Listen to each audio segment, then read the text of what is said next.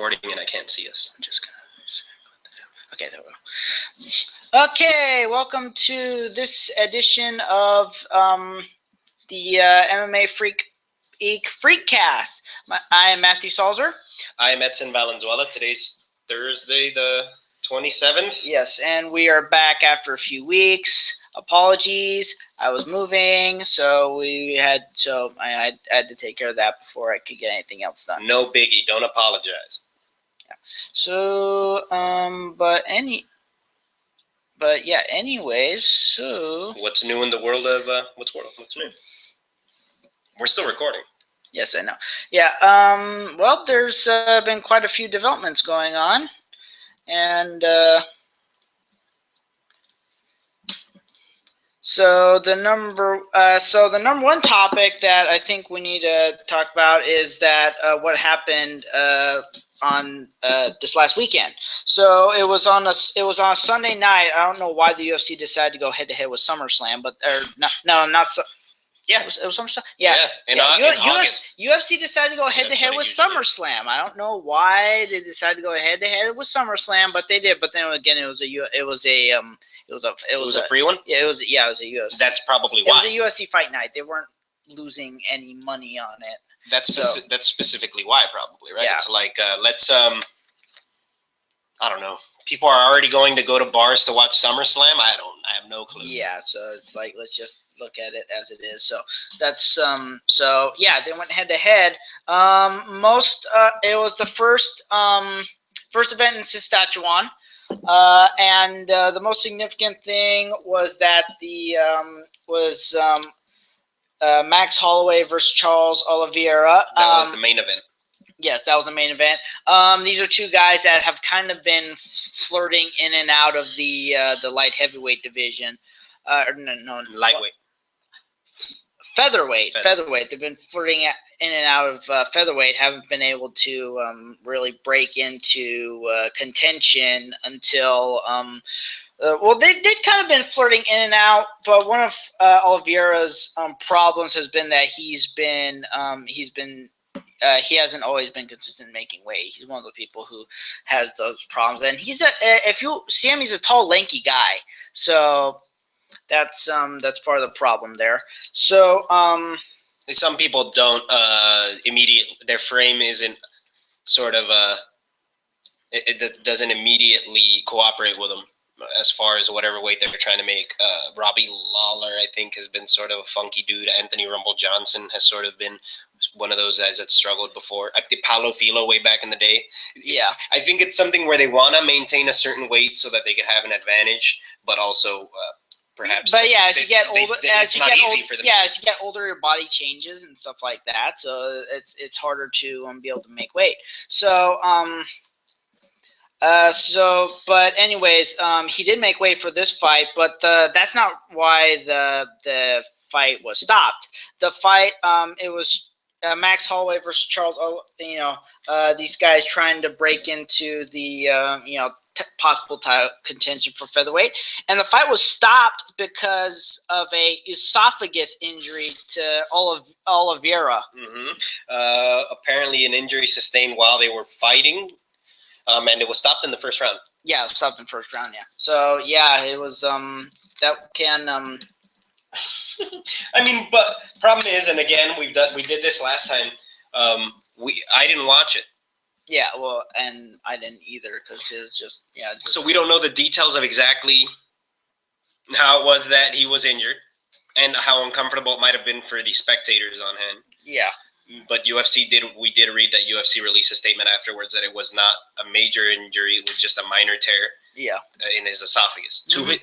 I don't know whether to say minor tear to his esophagus or minor tear in his esophagus. Yeah, either way, the esophagus is definitely. That sounds unpleasant.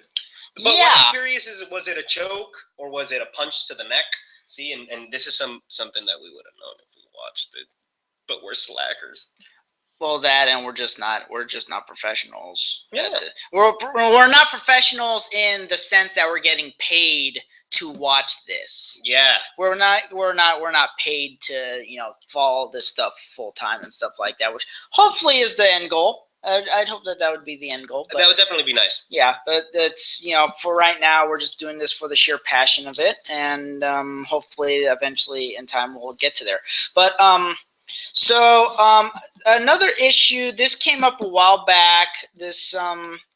And obviously, as I said, I've been busy for the past few weeks, so that there may be a reason as to why.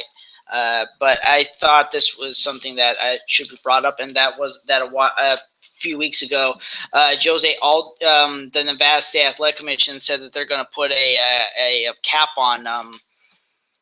They're basically going to ban the use of IVs to rehydrate for fighters. Yes, they're banning it, and Jose Aldo's camp, his manager basically said, "Oh, we're going to keep doing that." So it's sort of this. Here is my major problem with it. If you need to rehydrate using an IV in order to be able to properly be healthy and properly fight, you're in the wrong weight class. And people have said multiple times before, Jose Aldo's big for featherweight. So I think he's It's one of those cases where cutting weight so dramatically has become so commonplace that I feel like it doesn't surprise me that there have been guys that have found workarounds or loopholes into how to sort of replenish their nutrients as fast as possible before a fight after having cut weight so dramatically. Yeah. So to me, the issue is that the culture has already it's already so pervasive, cutting weight in that way. Everybody does it in that way. I don't know that there's. Is there a fighter that is sort of vocal about being healthy, cutting weight healthily? I don't know that there is. At least I can't think of any off the top of my head. Yeah, so it's commonplace in boxing too. So it's not that, and I'm sure in other combat sports where that's what you do. You train, and then you cut weight in that fashion. You cut weight leading into it, right? Immediately leading into the fight. Mm-hmm. It's not this gradual process, which is, if I understand correctly, what it is, what would be ideal, I right? think the only fighter that probably does that, probably actually does cut weight in a healthy way, in what might be considered more a healthy way. Yeah, would probably be it would probably be Ronda Rousey. It would probably be Ronda Rousey. Because what gives you that idea? Well, I've seen her actually train before. She actually does use a. Oh, that's what happened. Go ahead. Okay. She actually does. She has a nutritionist. She does actually does this gradual weight cut down to the weight class. She's dieting. She's staying hydrated. I think the only time that she does actually cut water weight is probably towards the end of the weight cut, like right before the fight, which is how you should be doing it. That's how you should be doing it. You're hydrated. You're healthy. And you're slowly dieting right up to the fight, and then it's like probably within only 24 hours. That's when you should really be cutting water weight, because that way your body's healthy, right? And your body's fully healthy, and then after that you can rehydrate. It's no problem. That's how you get into the fight. That's how I try. That's my mom being the dieting strategist that she was when my brother and I were really into wrestling, and we'd be dieting and stuff. That's what we do. She'd have us, put us on these. Was this something that she did as an enthusiast because her sons were doing sports? Yes. Or okay. Wrestling specifically. Okay. But she was informed. Yeah. She stayed informed and involved. She did her homework. She definitely, she stayed involved. She would measure out the calories, say, okay, this is what all needs to be done. This is how hard of a workout. This is the diet that it needs to pertain and stuff like that, et cetera, et cetera, et cetera. Mm-hmm. I think that's when it happened. So getting back to the Oliveira injury, it looks like he was injured. It looks like he was injured when he went in for a shoot. It looked like when they went into grapple right here. So he shoots in. They sort of scramble to the ground, but at that point he's hesitant to get back up. He's already complaining and holding his left shoulder. Yeah. But it was so before then he shot, right? He shot in. And he shot in from that side. I think even before he went down, This makes for awesome podcast, by the way. Yeah. Talk through it while I look again. Okay, so let's see. He shoots in on Oliveira, gets sprawled. No. on. Oliveira shoots in on Holloway. Yeah, he gets sprawled on. Holloway scrambles, turns around, but at that point, there's a few occasions, if you look at it, when it could have. There was a few occasions where something could have happened on the esophagus right there. What I'm thinking though is because he's holding it on his left side, right? So look, when he goes in for the shoot, again, great podcast, White Trunks. When he goes in for the shoot, see, that's the side that got tied up. Yeah. He had his left arm and his head on his other side. Anyway, point is, it looks like he injured himself when either scrambling or shooting in for the takedown. I like Holloway peppered him with a few shots to the body after he was already kind of crumpling down and turning away from him. Yeah, it's kind of a. It's like at that point, it's like just. You see that the guy's not facing you. Yeah, he's like not even facing you. Oh well. Holloway, by the way, that's a second win in a row at least, right? Yeah, that's like the second win. Oh, his a high profile win for him was against Cub Swanson. So that just happened before. That was the last fight, right? That was, I think the fight. Yeah, that Swanson Holloway was a main evented. I think either that or it was the one after that. Let's see his. I'll look it up real quick. So discussing nutrition and cutting weight. Yeah. It's interesting that Ronda Rousey is. What I wonder, and it's maybe being a little presumptuous, is that Rousey knows the talent gap is sort of so wide that she can give herself that luxury, whereas it's so competitive with men's divisions that they're much more dependent on their size and their weight, whereas Ronda Rousey, she is sort of so comfortable with her talent and skill, and she knows that she's always going to sort of hover maybe around whatever weight that she's going to make. Yeah. That she doesn't have a problem with doing it in such a healthy fashion, and it doesn't. And as much of her strategy won't revolve around her weight specifically. Yeah, it's going to revolve around her skill. I mean, we saw in her last fight, she. That was impressive. Oh, it's been a lot more than that. He's on a bit of a tear. In the UFC though, he's oh my goodness. Almost all of his fights are in the UFC. Yeah, it's only the first 4. So Max Holloway has not had a loss since 2014, since January 2014. So it's more than a year and a half now. Yeah. So he's probably on a 7-fight winning streak. You could argue that he may be due for a title shot relatively soon because. He's been an entertaining guy to watch for free as well. I mean, at least since August 2014, he's only fought on free UFCs and has only gotten the decision once in those fights, and that was in UFC Fight Night Henderson versus Thatch, a decision that he won against Cole Miller.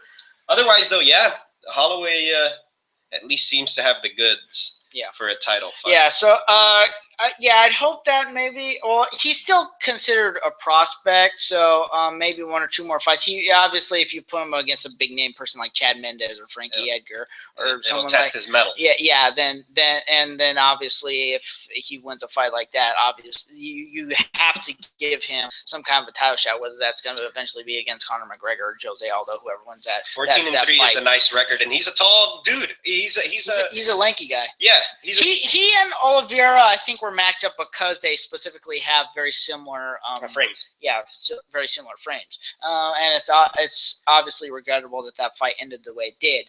But it's just one of those things where things can happen. Yeah, anything can happen. Yeah, anything can happen. In the octagon. Just in MMA in general. In the cage. Anything can happen. Or in the ring.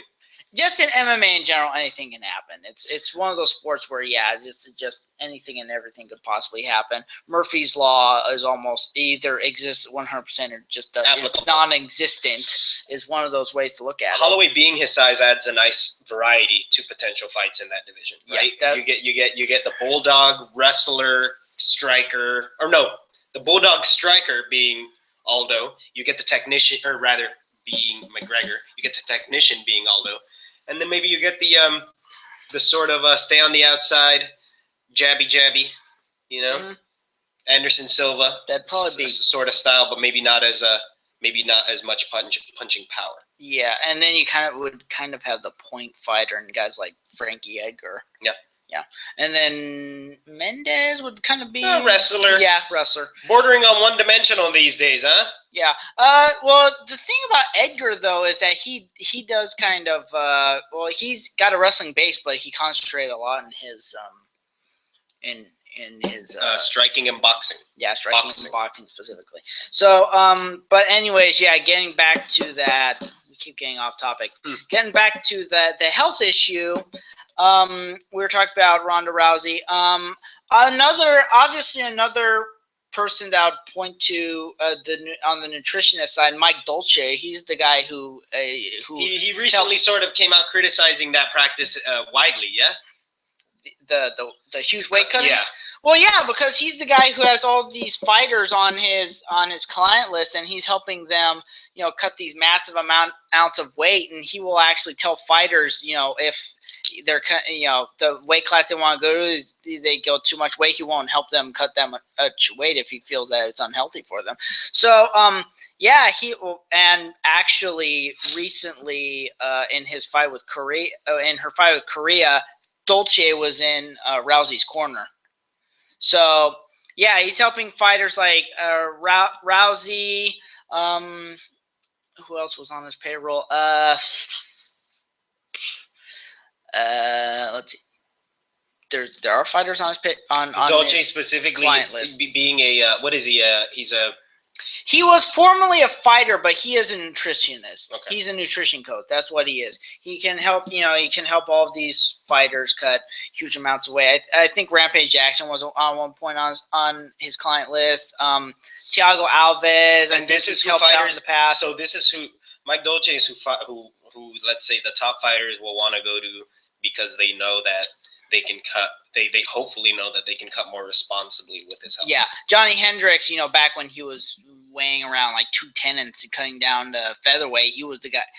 Dolce was the guy he'd go to, and that certainly helped him out quite a bit. So, yeah, but yeah, he's that guy who helps them cut in a more responsible manner. And from what I've seen of his diet, it's kind of that diet that, as I said, my mom would put me and my brother on. Yeah. These high protein, low carb diets. Yeah. So then that way you're getting your muscle replenished. You are getting carbs, just not a lot. Keep it and then you're keeping that way you can keep rehydrated, where you're getting all this energy and you're maintaining your muscle, but you're not drastically depleting yourself. Yeah. Unlike all these fighters in the past that just cut major amounts of water weight. So they're doing this. Well, they do this though because they're putting on what they think is the ideal balance of musculature and let's say body fat, right? Mm-hmm. It's sort of a target that they have. Now, if you're a fighter in, let's say, the welterweight division, and you want to give yourself that advantage, the weight and size advantage, you aim toward that, right? You train in such a fashion where you're going to bulk up, right? Now, okay, I'm getting big. I'm not going to be able to make this weight, but this is the size that I want to be come fight night. That's sort of what your goal is. That is what you're doing then, right? You would then cut weight, but then you're going to put some of that weight back. You're hoping to put maybe some of that weight back on so that you could be at the frame and at the size that you wanted to be while you were training. Yeah. It's because everybody is aiming so high, right? Mm-hmm. And that's what would need you see, but then that would sort of change the landscape of weight divisions dramatically. If we're saying everybody were to do that, if we're saying across the board every fighter were to do that would change. That would without a doubt change the weight divisions dramatically, don't you think? Yeah, because there's some fighters It'd be kind of cool. Because there's some fighters who cut a little bit amount of weight, some fighters who cut a lot of weight, and there's some fighters that bounce around between weight classes and stuff like that. And there's some fighters that honestly change their bodies from like these heavier weight classes down to kind of a smaller weight class. Like if you look at Kenny Florian, he started at middleweight, and then at the end of his career, he was fighting at featherweight. Mm-hmm. So that's a 40-pound difference. Mm-hmm. So Yeah, it's just one of those things where things change. Who's to say that maybe in the future it won't be closer to how we describe? Yeah, where they're actually doing things, more of a healthy way, more natural, almost. Yeah, more natural, healthy way instead of these extreme weight cuts. You know, it'd be interesting. Can be touch and go. You know how they have competitive bodybuilding. Yeah. But they also have competitive bodybuilding, like natural division. Yeah. It'd be interesting if they had sort of the MMA. The vegan MMA or whatever, right? The equivalent. Where they cut weight healthy and the dudes look more normal, you know? Yeah, it would be, but in all honesty, I'm not sure that we're ever actually going to get to that point because there's just gonna be those fighters looking for that advantage, and as long as they think, if I wait to cut at the last second, then I'm gonna have more of an advantage because even though I'm going to be more depleted, I'm still going to have more build on this guy. And, for some of those fighters that cut major weight, we've actually seen that affect their stamina in fights. Mm-hmm. Like Thiago Alves, when he fought George St. Pierre, that was back when he was like cutting from 200 down to he had struggled in making weight a couple of times in fights as well. Yeah, and he made it down there. But, towards the latter rounds, you could definitely tell that he was starting to gas just because, because he just wasn't used to going in 5-round fights. And that was actually back before 5-round fights were main event fights. Yes. So, as a fighter, I imagine they factor in several different variables. One of which would be, I want to be a successful fighter. My frame is this size, though. Now, when I say that, what I mean is, somebody like specifically Thiago Alves, right? He struggled to make 170 welterweight, but he was as tall as George St. Pierre. I'd say maybe about an inch. Yeah, but if you looked at it doesn't look the same, right? They don't have the same frame. Yeah, if you look at him, Thiago Alves looks bigger. Exactly. Yeah, but they're about the same height. Now, there's nothing that Thiago Alves will ever be able to do to not be that frame, and also he has to consider. Well, actually, if you looked at him recently, he actually had maybe slimmed down a little bit. Didn't have as much muscle on there. He probably was a good 10-pound fighter. And you could kind of tell. And it's unfortunate that he got that face that smashed in his nose smashed in by Carlos Condit. But I'm sure that if that didn't happen, the fight went longer, that we could have seen more of a more deadly Thiago Alves than what we'd seen in past time. So if he's having to sort of a deal with a naturally stockier frame, he's going to consider also, well, maybe I know that if I struggle to make 170, but I know that if I go to 185, I'm not going to have a good time. Right. And he's not the first and only fighter to do that in his weight division. So it's interesting to consider, maybe or rather how just your body frame or how just your size hampers your success, right? Or helps you on the other hand. Somebody like Anderson Silva, right place, right time, right frame to fight in that division, right? Yeah. Tall, lanky dude. Well, one thing to remember is that Anderson Silva, when he first started, I think he had less muscle, and there was actually a point where he was fighting at a lighter weight class. I think he fought at like shoot till middleweight. That's like it was 170 or something. That's like 170 or something. And then there was a time when he fought in Pride, back when there was no middleweight. It was welterweight. Back when there was no welterweight division, which was actually middleweight. They're middleweight. He was naturally in the 180s. Mm-hmm. So that was just one of those things where it was just right time, right place. Whereas later in his career, he probably walked around more at middleweight, like more like at a light heavyweight, even, or maybe very lighter heavyweight type frame. But he was smart in how he was able to cut weight and whatnot. Yeah. So it was just one of those things where everything perfectly lined up in the right way. So, cutting. Yeah. Well, another thing is that, and just in regards to this whole thing, Tom Heffernan, obviously. Shout out to Tom. And anytime that we mention somebody else, we're gonna do a shout out. So shout out to Tom Heffernan. Thanks for your work lately. Yes, been very active lately. Been kind of catching up on the slack when both of us are busy with stuff. You have the life and moving. So so those things, but he actually wrote an article a year or two back talking about how I think it was the World Boxing Federation has these weight cutting regulations where they actually will monitor fighters as they cut weight. Okay. I'd like to say the first weigh-in is maybe a month out of the fight, and there's a certain percentage that you have to be within every time they come see you or something, right? Yeah, this time you got to be here. Yeah, the next time you got to be around then here. I think the second weigh-in is like a week out. So I've never heard of that, and it sounds incredibly practical, but almost too well thought out. And when there's money involved, I feel like what they want to do is be able to do things under the gun. So if that sounds well thought out, though. It really does. Continue. Yeah, I hate to crap on your point, but continue. Well, you could say that, yeah, a fighter is gonna just the day of that weigh-in is probably just gonna cut weight down to what they need to be in order to actually put on a fight. Yeah, put on a fight, but that might hamper things just slightly. So I do agree, though, that something like that there should be more monitoring and weight cutting. They monitor everything else. They do the blood work. They do the urine test. Everything for the the drug tests and whatnot. They do the medical tests and all that, but they don't monitor weight cutting. That's the one thing they don't monitor, and that could be dangerous because. Yes. I think it's funny how in the high school and college levels they do monitor. In high school and college wrestling, they monitor that because there were just times where they were just having.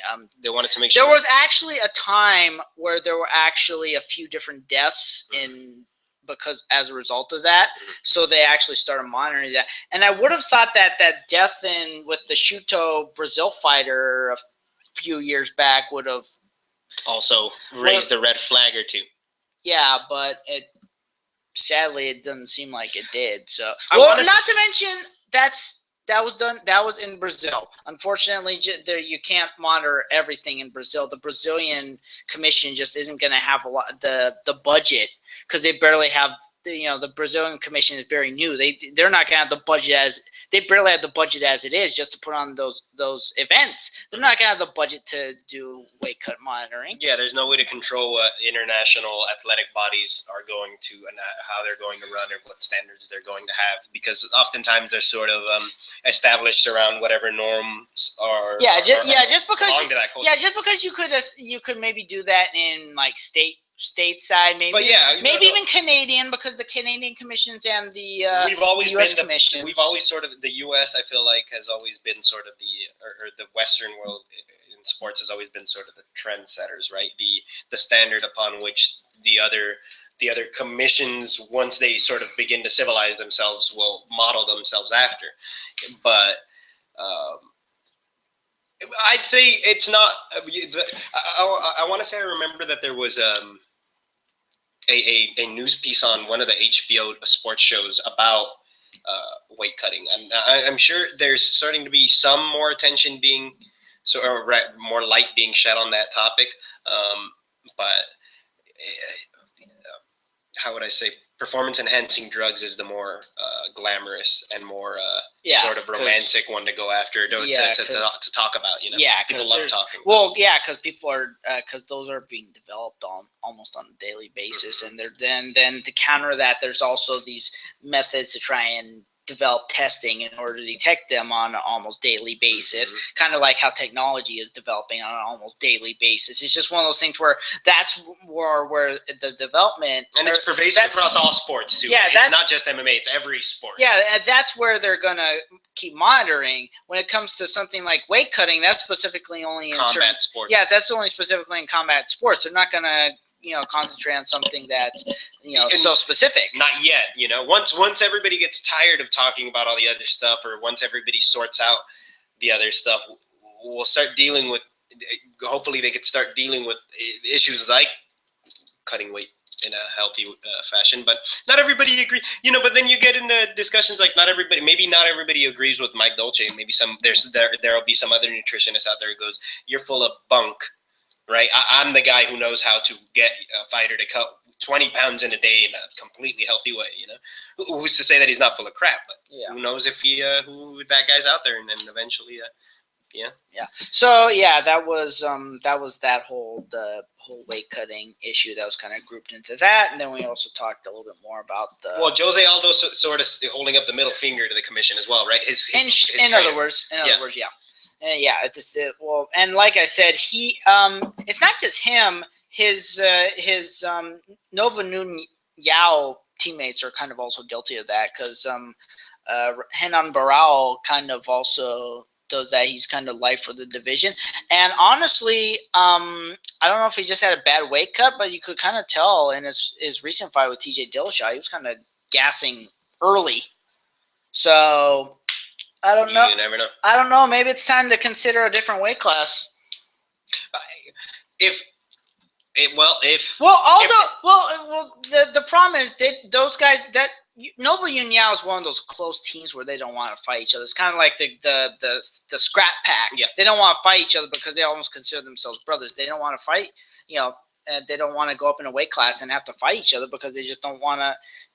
There's those issues. That's kind of like how back when most of the scrap pack was outside of outside the UFC, back when Nate Diaz was the only one. You had Gilbert Melendez being the lightweight champion in Strikeforce.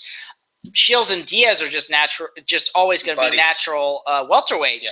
Well, Nick and Jake were in Elite XC, but they don't want to face each other. So Elite XC bumps up what the normal lightweight class 5 pounds. So Nick starts cutting weight. Shields stays at welterweight, becomes the champion. And even though Nick had some weight cutting issues, he was fighting there. Then there's the buyout. Then Elite XC goes down. There's a Strikeforce.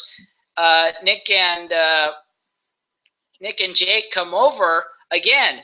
They don't want to fight each other. That's why Shields was up at middleweight for the longest time. And to give them credit, those guys were successful. They did. At one point, Scrap Pack had 3 of the championships in Strikeforce. Yes. Gilbert was the lightweight. Nick Diaz was the welterweight, and Shields was the middleweight. Yeah. So. It's just one of those things where, at times, it's difficult to make fights sometimes because of the human element, right? Yes, based on the loyalty of teammates. Exactly. So, and another example, that's why Cormier's at light heavyweight now instead of staying at middleweight or staying at heavyweight, even though he was dominating guys who were significantly larger than him. Yep. He didn't want to fight Velasquez. He didn't want to fight his teammate Ken Velasquez. So that's partially. I'd imagine that's partially what would sometimes motivate weight cuts. It's fascinating. Something that you'll never really see in boxing, I don't think. And I'll say, because let's face around the guy. It's around in boxing. It's sort of around it. All the training camps are always focused around the star and the individual. Yeah. Who's, the one. Whereas I feel in MMA, it's almost like this lifelong or year-long team camp. We're always here. Exactly. Yeah. It's a team camp. We're such and such might have a fight 8 months from now. I have a fight 2 months from now. But we're always going to be doing this, right? Yeah. They're always doing it. They're always training with each other. So that'll always exist, I think, in MMA. Yeah, probably. Yeah, it just goes to show that there's basically a different culture between MMA and boxing. Boxing developed this more individualistic camp where there may not even be a physical gym. Yeah, they just may go to facilities and have this entourage and stuff like that. Whereas in MMA, they're often public places, right? A gym at a location. Yeah, like Extreme Couture, that's centered in a specific gym in Vegas. Team Quest, that's in a specific gym in Temecula. Etc. Yeah, et cetera, et cetera, et cetera. They're always going to have. There's going to be physical locations that they go to, and Nova União, just going back to the root of the conversation, that's they're always going to be rooted in that place in Brazil. That's where they're always going to fight, and that's where they're always going to train, and they're not going to want to face each other. So, and that's why sometimes maybe it's difficult for them to sort of adjust to, let's say, the State Athletic Commission standards. Yeah. Right. They're running their own. MMA is a global sport, and the UFC has expanded in such a fashion that now it's interesting to see how all these different cultures sort of like I said, the trick with the IV. Jose Aldo's trick with the IV, that's a workaround, right? That's a loophole because there's nothing written down anywhere saying that they're not allowed to do that until now. But they're going, hey, in my part, maybe they're going, hey, in my part of the world, this is not a big deal, nor is it weird. So he could get away with, like, for example, he could probably get away with that in Brazil. I don't know if the Brazilian Commission would adapt that. And who's to say that he doesn't think legitimately in his mind, this is not I know that this isn't any sort of performance enhancing or any sort of there's nothing wrong with this. Who's to say that he didn't think there's anything, there's nothing wrong with it, Yeah, quite possibly. So, so that's that whole issue. So been in the news. Yeah, it was in the news a while back. It was kind of an old discussion, but yeah. So something that both of us actually want to talk about in certain ways, but the UFC uniforms. Yeah. Yeah. So I'll let you have.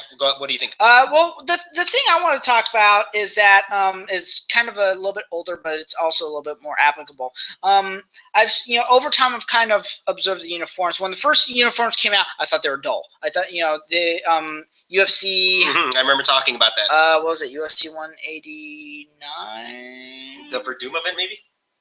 I can't remember. Well, wait a minute. Which one was? Yeah, it was UFC 189. It was Aldo. It was McGregor. Yeah, that was the first event where the uniforms were in place. Okay.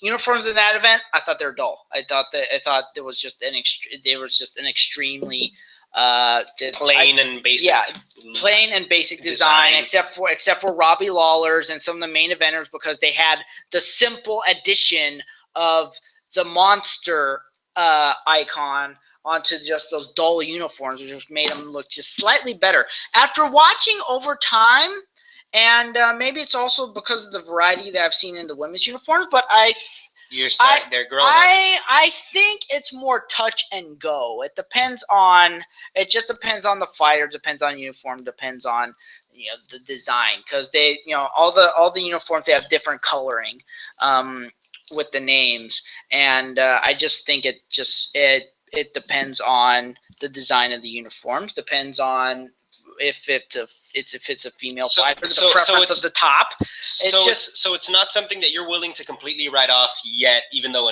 your first impressions were. Yeah, I think there needs to be more of a uniform variety in the color, because the color scheme, to me, some of them are good, some of them just come off as dull. I think there needs to be a little bit more uniform variety in there. If the folks at Reebok were to standardize it in such a way where it's like, hey, listen, it just got to have the word Reebok on it. It's got to be this size.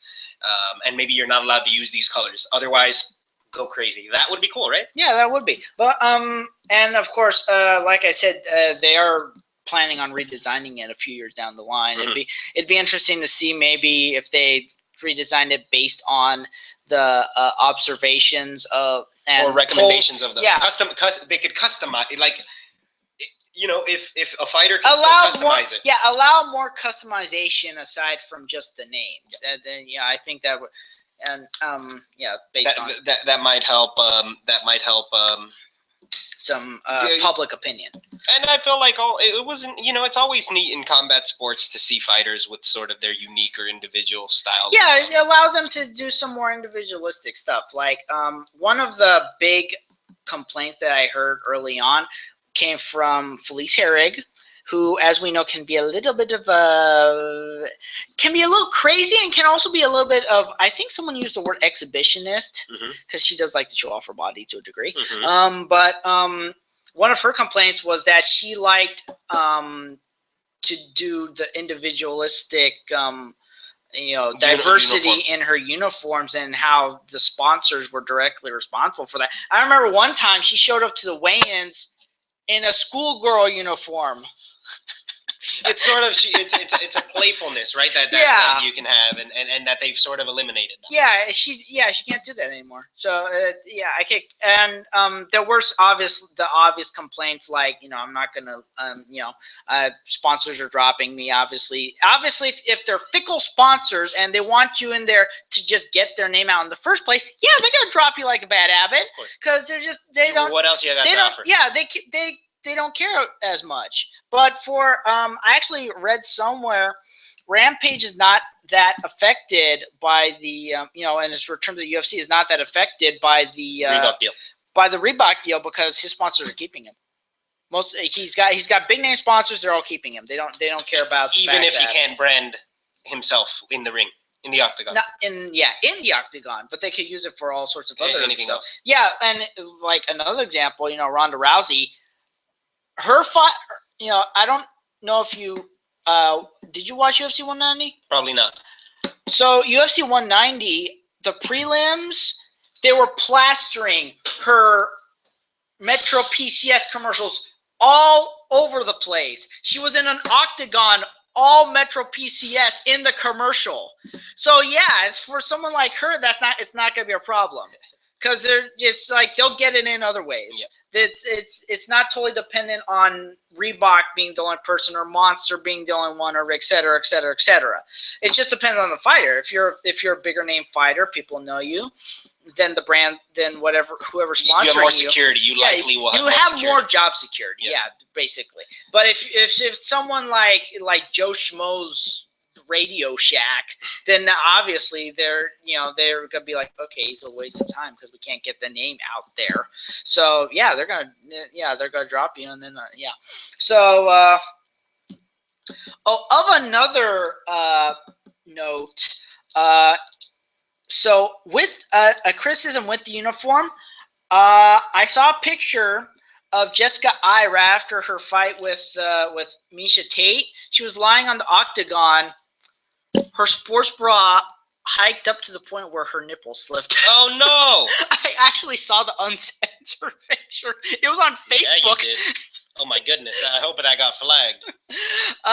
Well, I didn't even see a censor on the actual UFC on Fox broadcast because that was UFC on Fox. My goodness. So, live TV. Anything could happen live TV. That's why live TV is interesting. Yeah, well, obviously they realized and they didn't show that angle, or they just panned it away. Obviously, the censors are. There's a reason why there's.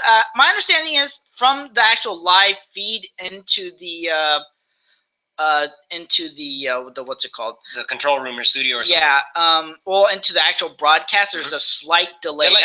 That's for the censors to look at it and realize the producer. Yeah, for the is supposed to be able to cut it off, or has a little bit of. But sometimes they don't. Sometimes they can't catch it, or they don't catch it on. They caught that, obviously. So, but that was a little bit of a criticism. I'm not 100% sure that was in fact Reebok's fault or even Jessica Ai's fault. That was just one of those things that happened. So, an accident, of course. Yeah. So that's my take on the uniforms. Do you want to talk a little bit more about the pay scale? Earlier, what I was discussing with you was this was off camera, by the way. Yeah. Was that Reebok finally detailed a few months back detailed yes, the tiered pay system. So they are going to pay out their sponsorships, their exclusive sponsorships, based upon the number of total fights that you've had in the UFC. Yeah. Now, the very simple and basic issue that I have, and that I'm sure others have. My understanding is the only exception to that is title fights. The title fights. The contenders. Both contenders in a title fight. Yeah, they get more. I think they may even get more than even the highest tier. Okay. So that's the only exception. So upon first, so my first impression of that, when sort of hearing it detailed in that way is that if you're it just sort of what we were speaking about earlier. If you're able to garner up enough attention and enough controversy or however in your direction, and sponsors do want to, even if it is fickle. A la Conor McGregor. A la Conor, exactly. Perfect example. But even if they're as fickle as you're describing, like you said with Paige, her name, Hathaway? No. You just said, doesn't matter. Talk about Ronda Rousey. No, the one who showed up in a schoolgirl outfit. Oh, Felice Herring. Felice Herring. What you described was everybody was out of there as soon as they switched over to the new model, right? All of her sponsorship was... I don't think all of her sponsors dropped it, but a significant number. And that wasn't the only example. Brendan Schaub, my understanding was he was making... Well, he claims that he was making around 6 digits a fight. And so from sponsorships alone, and then once that went into effect, they dropped them because they were, like I said, they were fickle. Something to consider is these aren't necessarily elite or top tier fighters, right? True. So maybe they shouldn't be earning as much as other fighters, but if they can, they should have the right to. I think is sort of the main. What irks me most about what has happened. Now, I will say this. It's, in a roundabout way, a defensive mechanism on behalf of the UFC to keep fighters from cashing in on their own popularity, which really might have initially stemmed from the UFC's popularity. So you get someone, I think the most extreme example, and maybe not the most perfect example, is Tito Ortiz. Tito Ortiz is somebody who developed a brand through the UFC for himself and has remained somewhat popular in the casual MMA fans' eyes. He's sort of he's a brand in and of himself. He and Stephen Bonner were responsible for destroying all the other basic cable events last fall with their free. Well, that was a free fight, right? Yes, that was on Spike. Yeah. So a guy like this is sort of almost foolproofing, or Dana White in a way foolproofing himself in such a fashion where, hey, none of these fighters are going to be able to build up a fortune based off of just their own popularity, not based off of their skill, and also while using my brand to help them build their own fortune. You know, which you can argue the gray areas as to, or moralize as to, if it's okay for Dana White to do that, right? Yeah. But that's another time, another day, maybe. My understanding also is that before this deal went into effect, the UFC was actually basically charging a sponsorship tax to actually allow sponsors even into the octagon.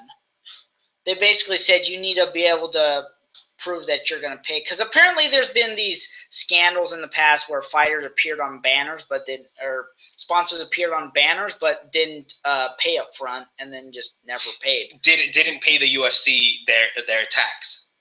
No. Didn't pay the fighters. Before. Okay. The UFC was charging this tax. Well, that's the fighter and/or fighters' representation's fault. Yeah. Which. I see what you mean. It's Dana White's, and Dana White is trying to. It's interesting because the Fertittas and Dana Whites are single-handedly creating what MMA culture is in the Western world, or at least they're trying to. But when I was they're succeeding so far. Actually, back this last spring when I went to Invicta, which Invicta was it? I think it might have been Invicta 10, but whichever Invicta was in LA. I went to that event, and in the post-fight press conference, I actually asked Shannon Knapp on camera. You could actually go and look that up. Shannon Knapp being the president of Invicta. Okay. I actually asked her, "Are you considering switching the uniform?" She said, "There's no plans." So, as far as following suit, Yeah, and they're broadcast on UFC Fight Pass. They're broadcast a Zuffa. Yeah, they're a Zuffa it's partner. Under the Zuffa umbrella. They're a Zuffa partner. Subsidiary. Yeah, or whatever. No, they're a partner. Partner. They're a partner because they're not owned by the company, but they have a working relationship with Zuffa. Yes, they have a working relationship. And are affiliated with Zuffa. Yes, but do not adhere. Are not owned. To Zuffa standards. Yes, yeah, not completely anyways. So that's cool. It's a little Wild West still. And I'd imagine that Bellator is going to want to just keep themselves separate. And it's an appealing alternative to fighters, right? Yeah, not only that, Coker a while back said that there were fighters asking him if they'd be able to keep all their sponsors if they jumped to Bellator. Most of these fighters, he claims he couldn't name any of them. He didn't name any of them because they were under contract with the UFC. And he specifically told them, I cannot talk to you. You're under contract. Come back to me when you're a free agent. So I don't know if that actually motivated Josh Thompson to jump ship because he recently signed with Bellator. He claims that it was because of his past working relationship with Coker, which that wouldn't surprise me because he was a Strikeforce mainstay. Yes. Yeah, he was a Strikeforce mainstay, and he worked with Scott Coker for a long time. And he never really said that he was unhappy with him, so he just went back to working with him and just like, hey, we're all buddies here. So apparently he said also something that he said was UFC wouldn't match Bellator's deal, which means Bellator was willing to pay more money for Thompson. Yeah, and that does bring out some competition. Well, as you pointed out, it adds to it's an alternative. The appeal in that already, I feel like Strikeforce is already has been ready to dole out a bit more cash for some fighters, maybe paying them above market value just to be able to steal them away from the UFC. Yeah. So they're already willing to do that, and now a fighter can say to himself, I'm going to be able to get myself a nice payday from Bellator, and they're not going to place any limitations on external money on sponsorship. You don't know though, and you don't know what wheels are turning inside of Scott Coker's head, where he might then respond with a certain type of, because maybe now he can charge a premium tax the same way that the UFC had. Or maybe now he can, because there is zero option in the UFC, if Scott Coker wanted to do some micromanagement of how the sponsorship program works for Bellator, he'd be able to. Or if he wanted to leverage that and pay the fighters less when they're coming on over. You could argue that, but you have to remember, the way that Scott Coker and Dana White do business are very different. They are definitely in the MMA business, but they do things very differently. And another thing you also have to remember is that Scott Coker was not responsible for the selling of Strikeforce, because officially, even though he was the CEO, he didn't own Strikeforce. It was the owners of the San Jose Sharks that put. It was sort of a committee of people, yes? Yeah, I think they put forth the money so that he could get the whole thing started, and then they just let him run things as it is. But then when I don't know exactly. I think they were interested in selling off Strikeforce is what happened. And, when the time came and UFC is like, okay, well, another rival. We could continue to people forget how fascinating Strikeforce was. Strikeforce, I think, had... At one point, they had a better heavyweight division than... And not only that, but they would have higher gate attendance than UFC pay-per-views oftentimes, because they're sort of the local... promotion. Well, yeah, they were... but the local fans were so passionate. Yeah, it had more of a grassroots. Yeah, and then they would make it out to the events. Even if they didn't have marquee fighters or fighters that one considered UFC caliber fighters, or a card that one would consider that meant back in the day. Well, they had UFC caliber fighters. Mm-hmm. Robbie Lawler is the welterweight champion. He even though he didn't win a title in Strikeforce, he still fought in Strikeforce. So did Jake Shields. So did Nick Diaz. Even in the earliest days of Strikeforce, though, when it was say regional Frank Shamrock when it was a regional promotion, they were still competitive and on the rise, really aggressively early on, and it was and like I said, it was fascinating because it was just sort of this around the San Jose area that it was wildly popular. I think they tried to venture out a couple times and didn't really work. They ventured more than a few times, and I think there was some mild success. Mm-hmm. They had some mild success outside the market. Mm-hmm. They wouldn't have gone otherwise elsewhere. But I think one of the problems I think was that they had that CBS deal, and that kind of helped them get some leverage. And of course, they were on Showtime. But I think one of the killers of their momentum had to be the Nashville Brawl, which actually I actually want to mention part of that. Something similar to that happened at the most recent World Series of Fighting event, where Jake Shields was coming out. Apparently, Khabib Nurmagomedov. Oh yes, yeah. Go continue. Mini squabble there. So yeah, and they wanted to try and avoid a repeat of the Nashville Brawl. He tried to gouge Jake Shields' eye out, according to Jake Shields. This was actually one of the things I actually wanted to talk about. Rusamal Palhares. That's what I meant. Yeah, are we? I think we're about done on the uniforms, aren't we? Yeah. So let's move on and specifically talk about that full time. The World Series of Fighting event. I think it was 22. World Series of Fighting 22. Mm-hmm. But yeah, there was a little bit of an issue there where Rusamal Palhares has had multiple issues before, specifically in letting go of submissions. Supposedly he was trying to eye gouge Jake Shields, and then he got a Kimura on him and wouldn't let go when the ref tried to call it, in typical Rusamal Palhares fashion. And, I mentioned that on the walkout, what happened was on the walkout, Jake Shields is coming out to the cage, and Khabib Nurmagomedov, I think a teammate of his was competing at the event, which is why he was here. And he and Nate Diaz specifically had a little bit of an altercation as they're coming out. So,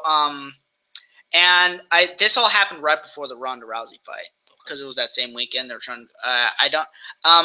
That's also when World Series of Fighting said specifically they want to go. They specifically want to go head to head with the UFC, which I think is stupid. When they first started, they kind of made themselves out to be a little bit more of a developmental organization. Yeah, developmental organization. Now they're saying they want to go head to head with the UFC. They're in a bad situation. Bellator is going head to head with the UFC, and they're winning in certain aspects. But they're playing it smart. They're winning on in certain ways. They're not like going on this full scale war counter program every single pay per view, counter program every single fight night event. Mm-hmm. But they have the resources to do it the smart way that Coker has done it. World Series of Fighting doesn't have the resources, and I don't think they're the notoriety. Yeah, they're not nowhere near the notoriety, and their and their broadcast partner, I don't think is willing to put out as much money. I've actually heard that there's been some complaints against World Series of Fighting because guys aren't getting screen time. Because they sign on to these contracts, and we know what they do. They sometimes don't even have events once a month. They have them sporadically. Yeah, sporadic. Sporadic is the best description of their schedule. Unlike Bellator, who's putting them out once, they're starting to put them out twice a month now. Okay. They're starting to put them out a little bit more consistently. Mm-hmm. But World Series of Fighting, I don't think sparse. I don't think you can go head to head with the UFC on a sparse schedule. They have put themselves in deep water. I really do think. And I can understand why some people are saying that they're not going to last very long. And if they take that strategy, they're not. you can't go head to head with the UFC with the situation that they're in. To me, I think it's evident that for MMA in the Western world, there can pretty much only be two serious entities, or at least two entities that can pay the top elite professional fighters. The UFC and whatever the alternative to the UFC is, which right now is Bellator. Which right now is Bellator. Now they exist side by side only because Dana White runs the UFC with such an iron fist that professional MMA fighters would not be able to survive or make the money they need to, unless there was an alternative organization that specifically was geared towards paying fighters who the UFC won't budge on, right? Yeah. And I mean, before it was Bellator, it was Show XC and Elite XC. Elite XC. And Show XC was a program of Elite XC. Elite XC was but Elite XC was was affiliated with Strikeforce for a while as well. Yes, they were partners. They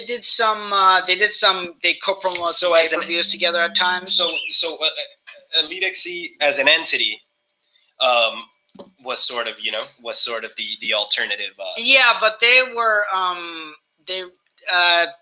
they didn't do things. They did not do things properly. Because they were thinking, oh, we're going to get Gina Carano, good looks. We're going to get Kimbo Slice, Freak Show. That's what they did. They didn't concentrate really on talent. Mm-hmm. Yeah, and I think that was part of their downfall because they were counting on these. They wanted attention so desperately at times. Almost. They were attention whores. They didn't let the product speak for itself. Yeah, and it's ironic how they beat the UFC to primetime television. We discussed this. That's really ironic. It's incredible. Yeah, that will forever be the thorn. It's nefarious. Yeah, that will forever be the thorn in Dana White's side. It's like you did not get this, and you can never claim this as your first. That deal was and then Strikeforce was on primetime TV before they were. They didn't get on to primetime TV until late in the game. But they outlasted what could be argued. Well, one was definitely an inferior promotion, and then one was just things happen. But Dana White definitely played it patiently on that one. I need to take a potty break. You discuss the next topic for 30 seconds. I don't. And I'm thinking if you're almost ready to wrap it up, so am I. But we haven't gotten to Rousey Holm. Yeah, we're about to get there. I'll do Bellator 141. So Bellator 141. So for those of you who are not watching, we have Bellator 141 coming up, and Bellator 141, Gallard versus Gertz. Going to be at Pechanga Resort and Casino in Temecula Valley. I've been there before. Unfortunately, I won't be able to be there tomorrow because I just have too much going on. The glories of being a amateur MMA, MMA reporter. So August 28th on Spike TV, live and free. It's going to be Melvin Gallard's debut in Strikeforce after he spent some time in the aforementioned World Series of Fighting, where things just didn't go so well. So he's going to be coming over to Bellator. And also on the card, Patricky Pitbull Ferreira against Asad Awan. And then Justin Wren's coming back for the first time since his time in the Ultimate Fighter, and since then he's been in the Congo. Marlos Conan is going to be on the other card. I really don't think she should. That's a place that she deserves to be on. I think she deserves better, but that's unfortunately where they were able to fit her in. So that's just how that's going to go. I basically went over Bellator 141. So okay. I don't think we really need to talk about that much. It's there's some name guys on the card, but that's about it. No title fight, no real significance, other than it just being another event. Okay. So business as usual over at Bellator.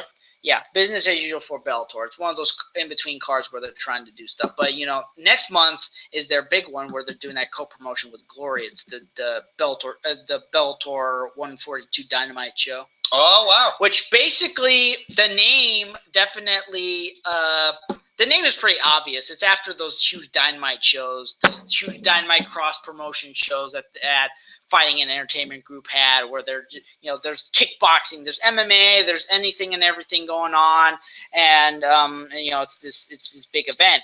We'll probably talk about that more when it draws closer. I don't think we need to go about it right now. Well, we do need to go over Rousey Holmes. That was recently announced.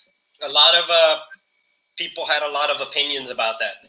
Share some with us. Okay, so one was Joe Rogan, where he was talking about how he didn't think it was a good idea for this to happen. Did he detail anything specifically? He probably did. Unfortunately, I did not go into the specifics, but with the reason why this is happening is obvious. Is because even though Miesha Tate was supposed to have earned her title shot with that win against Jessica Ai, Ronda has Dana White's basically giving Ronda the right to pick her own opponents. She wanted Beth Correa, partially because it was personal, because she was saying stuff about her and about her teammates, and the fact that she beat two of them, one pretty badly. But with Holly Holm, I think she'd mentioned Holly Holm before. The reason this has been a long talked about possible fight. Okay. The people have been talking about this one for a while. Even when Holly Holm was still on the more regional circuit back when she was fighting, and still fighting more lower level fighters in New Mexico, people were still talking about her because she's arguably the first world champion boxer to have a huge amount of success in MMA. 17-time world boxer in various weight classes, various governing bodies, just whatnot. That's impressive. And she has an original background in kickboxing, which is why she's been so successful up to this point. Is because she has a lot more varied combat background than most boxers. Had she made her name in boxing? That's where she made her name, but she was actually, before she made a name in boxing, she was actually an amateur kickboxer champion. But boxing, she did become famous, so to speak. Yeah, she won, like I said, she won 17 different world titles. Okay. 17 different world titles. Okay. So she's no slouch in the boxing world, and definitely a novel opponent then for Ronda. Maybe I was under the wrong impression. By the way, Joe Rogan said that he would have preferred the matchup with Amanda Nunes. He said it would have been a more marketable matchup. Thoughts? I don't even know where Amanda Nunes really is on the rankings. Yeah, the ranking. I don't think. I'd argue that she's below Holm, and I don't think there's really much to market there because she lost to. I think Nunes is the one who's lost to Kat Zingano on her first comeback fight. Might have been. So might have been. So maybe. Yeah, this is how far out I've been. I haven't been paying attention very much. No. So but I don't think that would have been as marketable a fight. I do believe that Holly Holm is a more marketable fight because. Yep. Comeback fight, and then she's come back since then. She's beat Shayna Baszler and she's beat Sarah McMahon. So 2 wins. But I still argue that the big thing here is it's another undefeated fighter. It's another undefeated fighter to put up against Rousey. And it's definitely more intriguing because it's that major world champion, those major boxing championships and stuff like that. Mm-hmm. And one has to remember that Rousey won her last fight by knockout. Though I'd argue that it would not be smart, even though her striking has improved immensely. No, I agree with you. Under Lucia Riker, who's also a multiple boxing champion, I don't think it would be smart to go toe to toe with a boxing champion. I did not know that she was training with Lucia. That's Riker. She's from $1 Million Baby. She was. She played whoever. She's the villain. Yeah, she's the villain. Yeah, that's who she's been training with. That's why her boxing is improved. No, I mean immensely. it's like, but you're right though. I agree with you in that it's as if it would be in any other fight where if you have especially a tremendous advantage with a technique that you have mastered, hers being judo. You don't want to stray too far from that when you're facing somebody who has had maybe a similar background, but in striking. The maybe not the best example I could point at is Tim Sylvia being knocked out cold by Ray Mercer. Yeah. And the only reason I point that out is both of those guys being has-beens at the time. That's what happens when you place somebody who has had a professional background in boxing against somebody who has had a professional background in martial arts or mixed martial arts. Yeah. And that's somebody who's had a professional background in boxing has been doing it maybe long enough that they've mastered just punching you in the face. And that can be a big deal, you know? Well, yeah, and another thing to remember, like in a fight like that, what translates to just a normal punch in a boxing match, because they're much bigger gloves, can translate to just a knockout, which happened there. Power. Because he's wearing smaller gloves, not as much padding, easier to knock a person out. That's how he knocked out Tim Sylvia. It's because he had all that technique down. So Sylvia, being the big old oaf that he was, not thinking straight, went up against him. Bump. I remember seeing. Yeah, I remember seeing that original footage and just thinking, oh my god, how well it didn't help at all that he came out like 280, 300 pounds. Oh gosh, they were both big. They were both big, to be fair. Yeah, I mean, he's massive though. Yeah, but Ray Mercer wasn't above the heavyweight limit. He was maybe like 250 or something like that, whereas Tim Sylvia was. Goodness, I haven't thought about that in a while. Yeah, he was a big dude. Yeah, he was big. So okay, so getting back on, I mean, it'll be it's gonna be a fun fight to watch. Then 2 undefeated fighters. It's been a while since Rousey's been placed up against somebody who is a legitimate undefeated women's MMA star, and so it'll be nice to watch that. And some have argued that Holm doesn't deserve the shot just because of the fact that her lack of actual competition.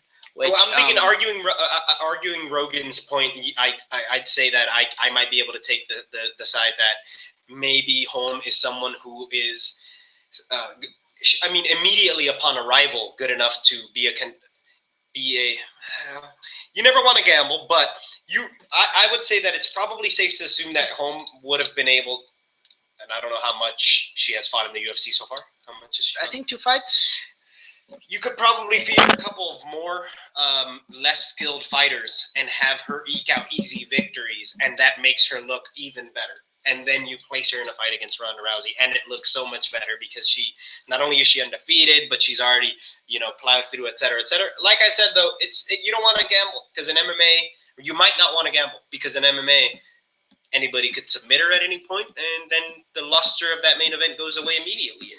Yeah, well, and I had this feeling down the line that this fight would possibly happen because Rousey was talking about how she wanted, how she wouldn't mind being able to do that, whereas Holm was taking a more humble approach and saying, she wanted she get fights under her. She didn't feel that she deserved an immediate title shot. She should probably get some more fights under her belt. Not the first time that's happened. Yeah, and also. Another reminder, Ronda wanted this fight. The reason why this fight is happening is because Ronda wants this fight, and she's Dana White's cash cow, so he's not going to say no to her, especially considering she's fought Miesha Tate twice before. Yes. Miesha Tate was supposedly going earn that title shot with that fight against Jessica Ai, but Ronda clearly had other plans. So... So now we move forward with the Holm fight. Yeah, and we'll obviously see how this goes. I actually remember watched it was last night. This video. It was TMZ, and it was this TMZ reporter interviewing Miesha Tate and Cyborg at the same time. side by side next to each other, and they were both talking about how they should be the ones fighting Ronda Rousey. next. Yeah. Well, and obviously you could tell those two have a bit more of a more casual relationship, whereas contentious. Yeah. Whereas Tate and Rousey. Yeah, Tate and Rousey don't have the best of relationships, and neither does her. Well, and we haven't seen everybody her seems to have cyborgness. A problem with Rousey.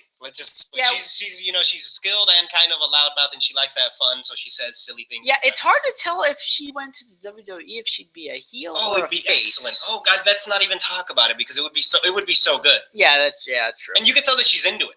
Yeah. And those are the ones. Those are the ones that do best. Well, right? yeah. If we're gonna already like it. Yeah, if we're gonna talk a little bit about crossing over, obviously. But Chael Sonnen.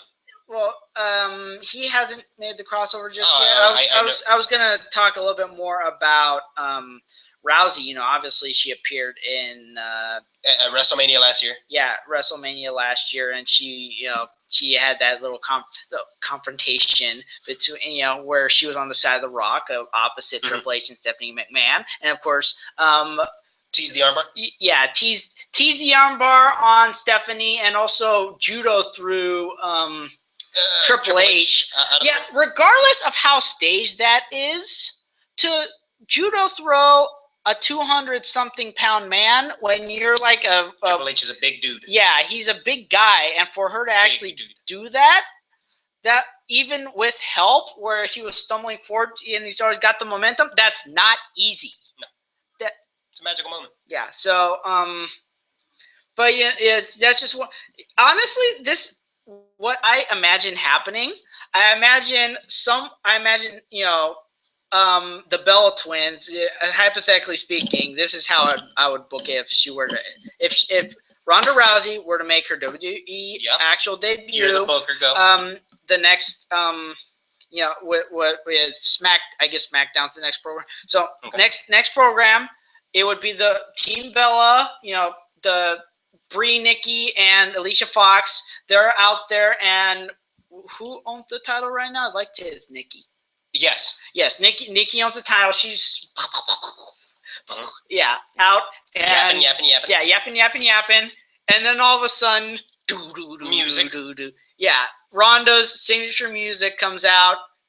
She walks out, destroys all three of them.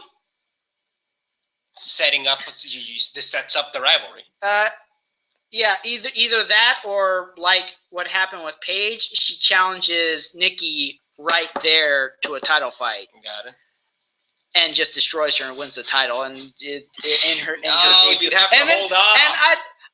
And then, it's possible that you do the thing. Or another way of doing it is she goes out there, destroys them, and then says, "I'm going to take out you two, and I'm going to take out Nikki and whatever the next major pay-per-view is." So in the succeeding weeks, takes out Alicia Fox, takes out Brie. And we're not talking pins, we're talking arm bars. And she goes out there and she just destroys them, not even close. And then she goes out against Nikki and makes it a little bit longer than her average UFC fight, probably about 5 minutes. Yep. And then same thing. Armbar, takes the title, and then issues this open challenge. I will face any in the ring. And I'll face any one of you wannabe divas anytime, any place. I will defend my title, and obviously I'll take her step up and just get nailed every single time. And I could also foresee this one time where the three factions are right now Team Bell, Team Bad, and Team for Paige for better, because I can't remember what the initials are, but I could see the three of them coming up and like surrounding her, and she says, "Guess what? I have backup." And her 4 horsewomen teammates come out, and there's this big old brawl where they destroy everybody. And then you start to see more of the actual MMA aspect when like Shayna's like doing these Superman punches, knocking them out. They're getting thrown out of the ring. Marina Shafir with Rousey doing arm bars. Ground and pounding, maybe. Yeah. They're just destroyed these women. And then Ronda, after everyone's out, the three teams are just destroyed, maimed, and out of the ring, says, I will take on any individual, but if any team has any other ideas, I'm going to stand here with my girls or something along those lines. And she reigns supreme over the division for who knows how long. But destroying every possible taker, destroys Paige, destroys Naomi, destroys, I could see them bringing back Awesome Kong. Oh yeah, even Awesome Kong. I could see them bringing back China. I think China's too far gone. I was about to say what's her name? Lita. Just teasing. No, who just retired? I'm trying to remember who just retired. Who did Paige just take? Who's married to CM Punk?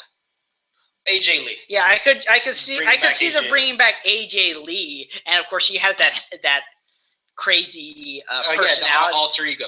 Yeah, that crazy personality. Kind of psycho, crazy girl. But still not. It'd be fun. Yeah, but still not being enough to go up against Ronda. I could just see all these women just going up and just getting their asses handed to them. The only one who I could possibly think of who they'd maybe show to have a little bit of a possibility against her would be Natalya, because she actually has I guess it was for her pro wrestling background. She actually has some MMA and BJJ. She's a member of the Heart. Yeah, she's a Heart. She's the member of a Heart family. Yeah, they're big. They were always big on grappling, on legitimate, Yeah, legitimate grappling techniques. Yeah, probably kind of back to that shoot wrestling type deal. But all right, Matt. Okay, so that's that. I don't have any lists today, but some lists that I am working on. I am going to be working, since I didn't do one for June or July. I'm probably going to be doing an article where both are listed. And then I also have not officially closed out the ballots for the the polls for my top 10 list for the past year. I'll also be closing that out. And then before the end of August, I'm hoping to also do a back to school event on some of the more educated fighters in the UFC. I've done that for the past few years. It was actually one of my first top 10s, but so I'm hoping to do that. There, are you working on any possible? I don't have any articles that I'm working on right now. No, real. I forgot. Did Dynamite come out? Did the date for Dynamite pass? Not yet. The original Dynamite. I don't remember. You should try working on that. Okay. Yeah. So that's. Yes, I know what you mean. The original first, K1 Dynamite. The original Dynamite Shockwave. That that has the highest. That still to this day has the highest. Attendance. Attendance 90,000. That's incredible. Because it was in the Tokyo Olympic Stadium. So I need to work on something written, and also just want to sort of be able to do the podcast on a consistent weekly basis. Sometimes we might not be able to be together. Yeah, well, we started to do. And then for when we actually have alternates. Well, and then also working on, and also if we can't actually do things physically in the same physical location. Be able to do hangouts. Do the Google Hangouts, because we have that capability. And also, I think that's all I got. Yeah, I think that's about it for right now. So we're just get all that. Oh, I'm also going to work on getting some guests. Okay. Most of them are probably going to be amateur journalists or fighters. Yeah, journalists, amateurs, maybe some coaches here and there. Definitely. Yeah. Well, you could also see I've heard that Kimo Leopoldo's in the area. Try to get hold of him. Yeah. So track him down. Yeah. We'll see if maybe he'd be interested in doing something. Obviously, if you want some ridiculous sum of money, we're gonna have to tell him. Okay, sorry, no thanks. But all right, man. Okay, so that's that. Thank you for watching. And who are you? I am Matthew Salzer. At Matthew Salzer is my Twitter handle. I'm Edson Valenzuela. You can find me on Twitter Start over again. I'm Edson Valenzuela. You can find me on Twitter @Edson_V. Okay, so thank you very much, Thank you. And we'll see you next week. Have a good weekend. Have a good weekend, everyone.